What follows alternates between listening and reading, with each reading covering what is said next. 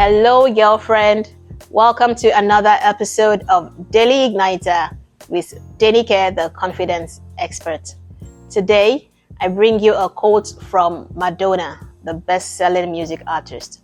And she had this to say: "I'm tough, ambitious, and I know exactly what I want. If that makes me a bitch, okay."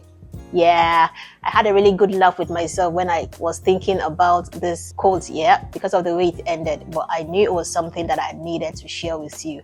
Because when women are ambitious, they tend to be given a name. People give names. They call women who are ambitious names. But there's nothing wrong with being ambitious. There's nothing wrong with being a strong woman. There's nothing wrong with being a powerful woman. There is nothing wrong with being your own woman. Nothing wrong at all, and you shouldn't apologize for that. Now, there's a thin line between being ambitious and being hyper ambitious. I'm not asking you to be hyper ambitious. I'm asking you to be ambitious, because if you are not ambitious, then that means you are lacking in drive. You're just coasting through life. You are in the what will be category. You don't have a plan for your life. You don't know where you will be in the next 5 years, 10 years. There's no set goal. No, you shouldn't live your life like that. So you should have a plan for where you want to be when you are 30, when you are 40, when you are 55. You should have plans for your life like that. And when you have plans for your life, when you're not living your life in a lackadaisical manner, that means that you are ambitious. And then when people are not secured around you, they tend to feel threatened. But there's a way you can ensure that they are not threatened.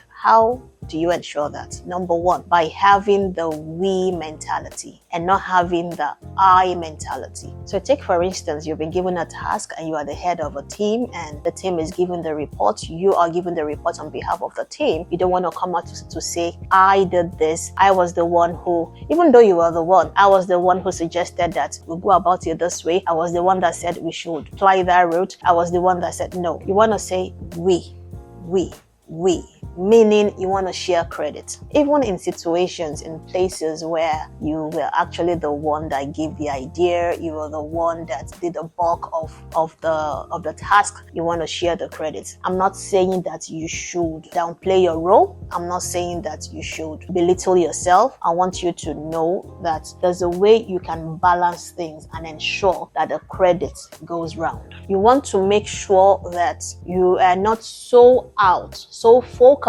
on being who you want to be, getting to where you want to get to, and you don't care whose toes you step on in the process. You don't care who gets hurt in the process. No, that is you being hyper ambitious. So you need to give support to people around. You need to also help people grow. You need to ensure that people around you are seeing that you are actually making the effort in helping them, even as you are going about achieving your own goal and meeting your ambitions. Another thing that you can do is to build strategic relationships. Do not be a people user.